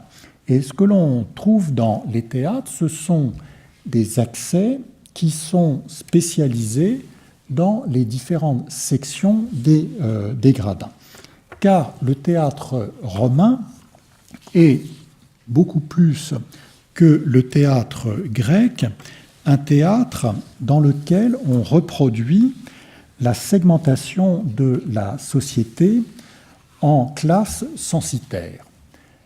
Dans la partie basse, je vous disais, on avait les sénateurs, puis venaient les chevaliers, et tout en haut se trouvaient les femmes. L'image du public du théâtre, c'est l'image de la société grecque, et c'est cette image qui va être diffusée dans l'ensemble de l'Empire. Si l'on a créé un nouvel édifice, qui doit beaucoup au théâtre grec, mais qui est quand même relativement différent, c'est pour répondre à une nouvelle forme de société. Vous le voyez ici, c'est aussi pour répondre à de nouveaux spectacles. Ces théâtres, ils ont principalement reçu deux nouveaux types de spectacles que sont le mime et la pantomime. Le mime dérive de la comédie. Les mimes, ce sont des farces qui parodiaient aussi bien la vie domestique que la politique ou la mythologie. Et dans ces spectacles, les acteurs ou les actrices jouaient en étant costumés mais sans porter de masque, et ils alternaient des dialogues et des parties chantées en étant accompagnés de ce que les latins appellent la tibia, qui est une forme de double flûte, telle que l'ont connue les Grecs, et aussi d'une sorte de claquette qu'on appelle le scabellum, qui est une sorte de petite cymbale qu'on utilisait avec les pieds. Et puis il y avait aussi la pantomime. La pantomime, pour les latins, c'est un spectacle de danse en solo, par un danseur qui porte un masque qui a la bouche fermée, car ce danseur ne parle pas, mais il est accompagné d'un chœur et d'un orchestre. Et tout l'art du pantomime est de mimer, sans parler, l'action qui est chantée par le chœur. Les mimes, les pantomimes, surtout en raison de la présence d'un orchestre et d'un chœur, nécessitaient une grande surface, et c'est pour ça qu'a été créé le pulpitum du théâtre romain. À partir de ce moment-là, et on le voit bien dans le texte de Vitruve, qui est écrit vers 35-20 avant Jésus-Christ, il n'existe non plus un type de théâtre dans le monde antique, mais deux types. Le théâtre grec, qui pendant longtemps a été le seul théâtre du monde antique, et le théâtre latin. C'est le terme qu'emploie Vitruve, le theatrum latinum, et il le dit bien dans son traité que la différence, elle se fait par le type de société, par le type de spectacle et par la langue qui est employée dans ces spectacles. Mais vous avez bien compris qu'avec la création et le développement de la pantomime, l'Empire romain a promu un type de spectacle qui était un peu passe-partout et qui pouvait être apprécié par des populations qui ne parlaient pas le latin, puisqu'il y avait simplement de la danse et du chant et pas la nécessité d'avoir une connaissance de cette langue latine qui n'était pas communément diffusée dans tout l'Empire, loin de là. Le théâtre, à l'époque augustéenne, est une composante essentielle de l'urbanitas, un élément que toute ville d'une certaine importance se doit d'avoir dans sa panoplie monumentale, tel que c'était le cas à l'époque hellénistique dans l'Orient grec. Et on va donc voir dans la partie occidentale de l'Empire se diffuser ce type d'édifice dans des régions qui précédemment ne connaissaient pas le théâtre.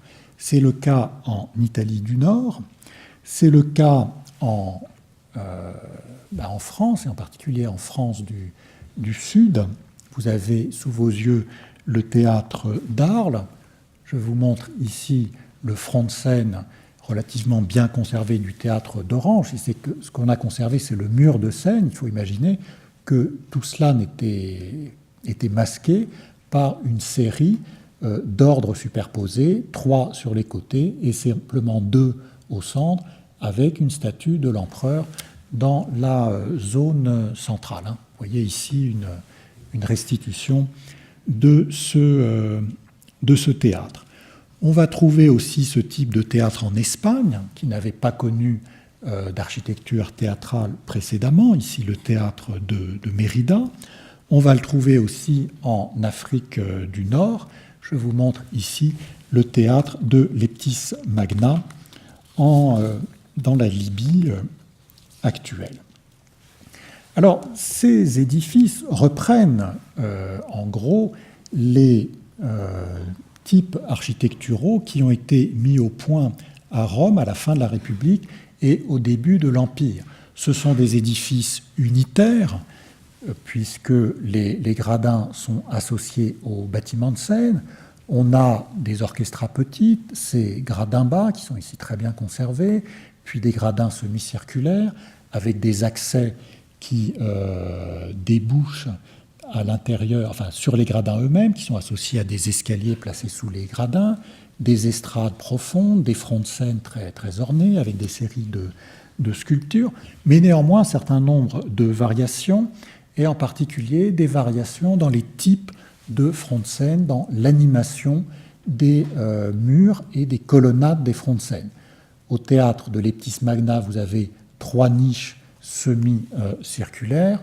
Au théâtre d'Orange, vous avez une niche semi-circulaire, de part et d'autre, 2 niches rectangulaires, et on pourrait faire des typologies comme ça de ce type de front de scène dans lequel il y a tout de même un certain nombre de varietas, pour reprendre le terme qu'emploie Vitruve. Il y a pourtant 2 zones de l'Empire romain où il y a encore de la création architecturale à cette époque. Ces 2 zones, ce sont la Gaule, ou plutôt les Gaules, et puis d'autre part la Turquie, l'Asie mineure. Voyons d'abord les Gaules.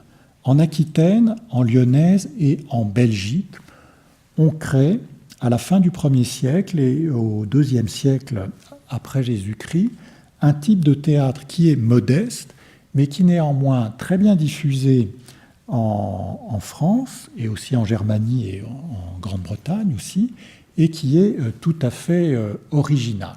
Ce ne sont pas ces grands monuments construits en pierre avec des grands fronts de scène, ce sont des monuments qui combinent souvent le bois et la pierre, qui sont plus modestes, mais où on voit bien que l'on a conservé des orchestres très grandes, que l'on connaissait dans le théâtre grec, mais qui avaient été abandonnés par les latins. On voit ici des gradins en demi-cercle outrepassés.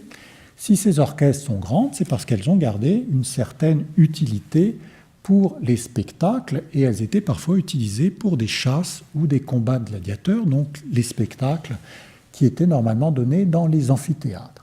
Les bâtiments de scène restent très modestes, ne sont pas toujours associés aux gradins, donc on retrouve là une disposition connue dans le théâtre grec, et on a souvent des estrades qui sont profondes et plus profondes que longues, et des bâtiments de scène qui sont très peu développés et qui très souvent comportent 2 portes et non pas 3, comme dans le théâtre romain. À l'autre bout de l'Empire, en Asie mineure, on a aussi des théâtres qui ne sont pas des copies conformes de ce que l'on fait dans les régions, dans les provinces occidentales de l'Empire. On est là dans une situation historique très différente, puisque ces régions ont connu le théâtre dès l'époque classique, ou au moins à l'époque hellénistique. Et à la fin du 1er siècle avant Jésus-Christ, on voit des monuments qui combinent des éléments du théâtre de type hellénistique et des éléments du théâtre de type latin.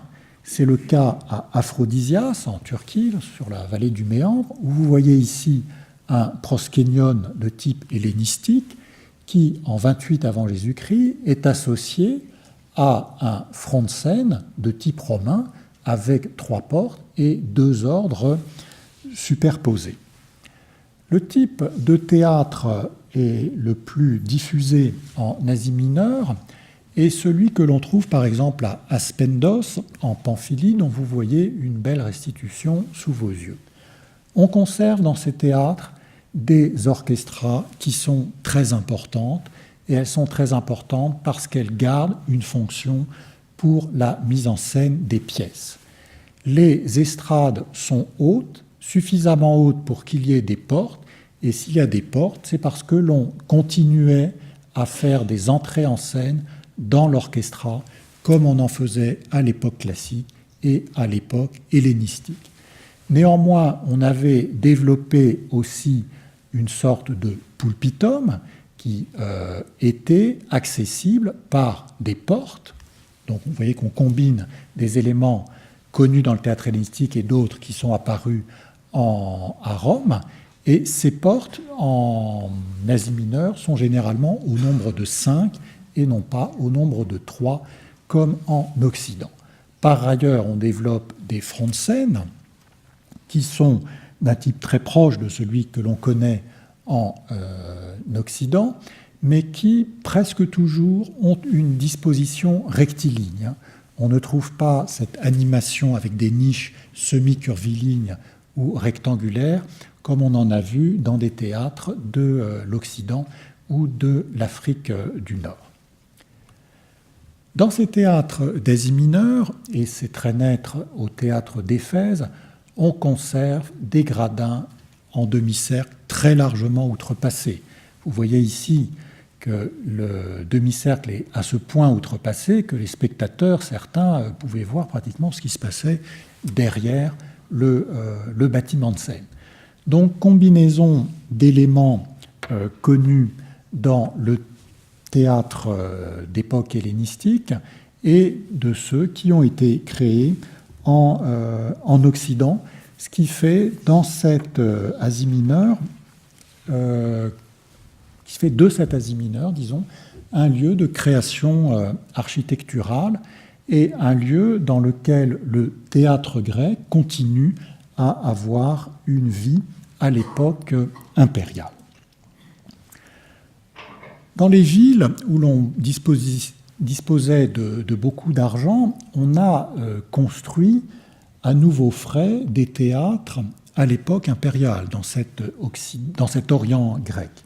Néanmoins, beaucoup de cités possédaient déjà des théâtres à l'époque hellénistique qu'elles ont voulu conserver et adapter aux nouvelles modes et aux nouveaux spectacles de l'époque impériale. Ce fut par exemple le cas à Argos. Argos avait un des plus grands théâtres de Grèce, construit à l'époque hellénistique, au IIIe siècle avant Jésus-Christ, un théâtre qui faisait 81 gradins, c'est beaucoup plus grand qu'Épidore. Et vous voyez ici sur cette maquette la manière dont le théâtre avait été adapté à l'époque romaine. On avait détruit le bâtiment de scène d'époque hellénistique, qui était un bâtiment de scène à proskénion et rampe, très proche du bâtiment de scène que l'on a vu à Épidore, pour construire un bâtiment de scène de type romain d'Occident, avec profond pulpitum, estrade basse et front de scène à ordre superposé. Vous voyez apparaître dans l'orchestra ce cercle de pierre qui était contemporain de celui que l'on a vu à Épidore, mais dans ce théâtre, on avait conservé les gradins d'époque hellénistique. Néanmoins, on les avait adaptés au nouveau luxe qui existait à l'époque impériale, où se développe le vélum qui permettait aux gradins d'être à l'ombre durant les spectacles, et on a retrouvé dans ces gradins des séries d'encastrements qui permettaient de mettre ces grands mâts qui couvraient l'ensemble des gradins. Sur cette maquette, nous n'avons restitué qu'une partie de ces vélums.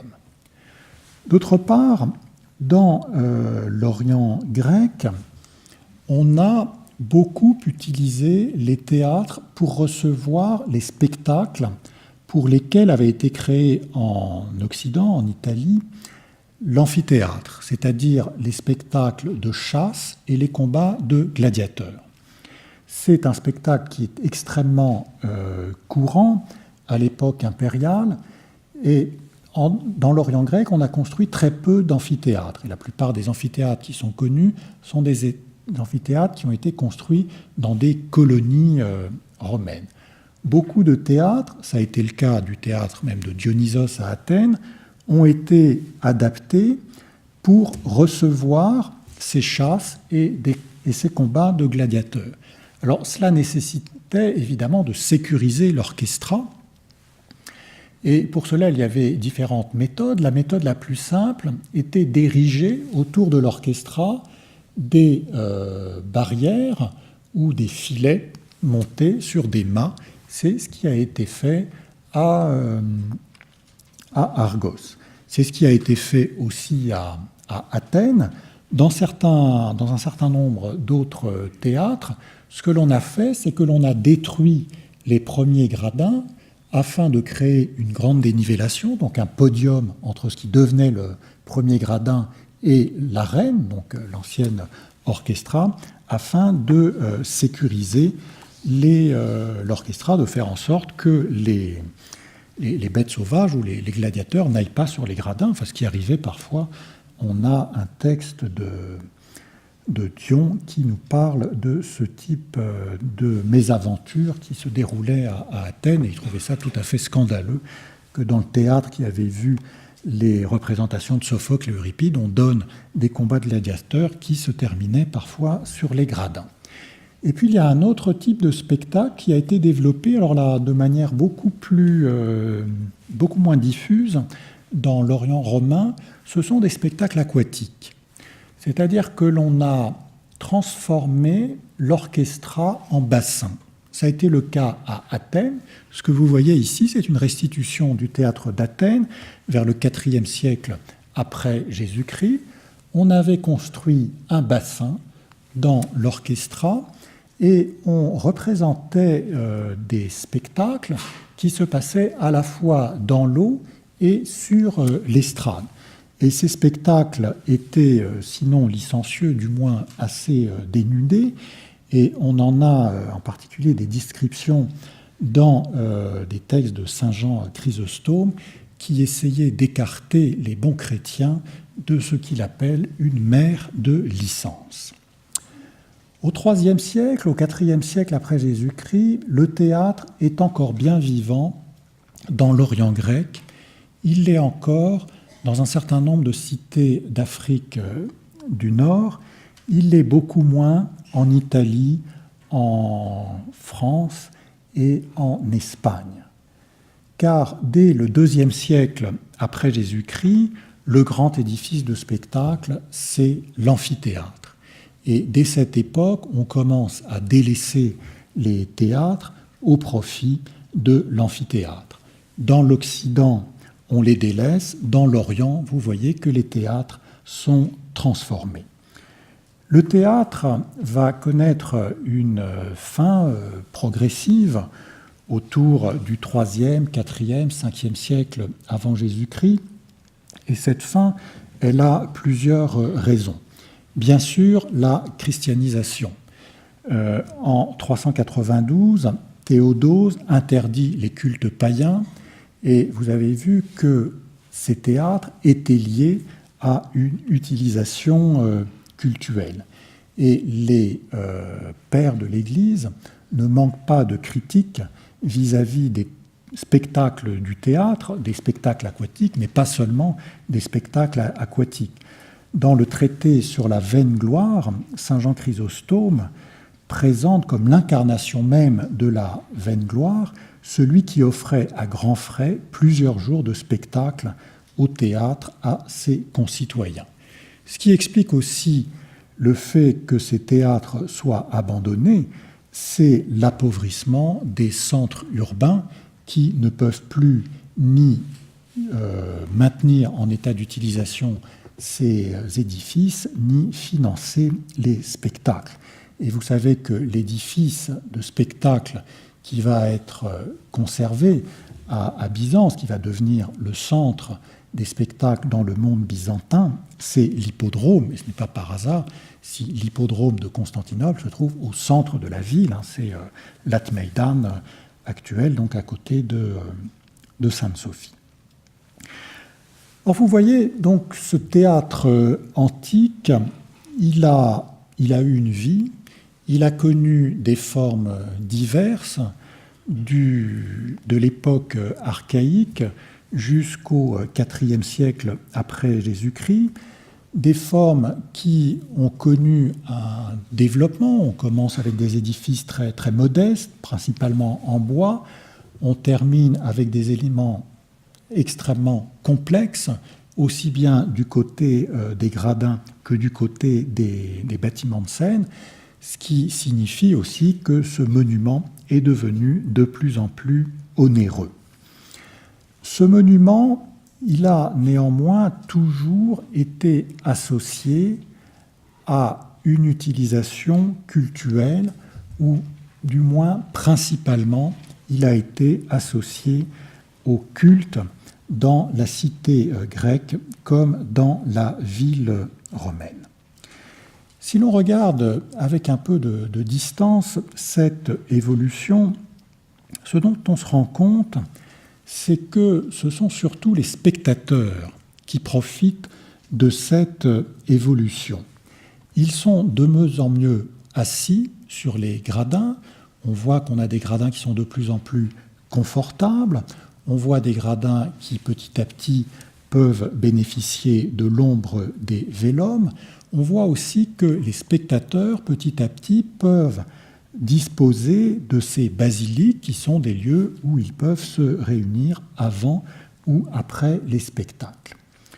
Si le cadre du spectacle s'enrichit progressivement avec la construction de fronts de scène très ornés. Néanmoins, les artistes paraissent comme les grands oubliés de cette évolution de l'architecture.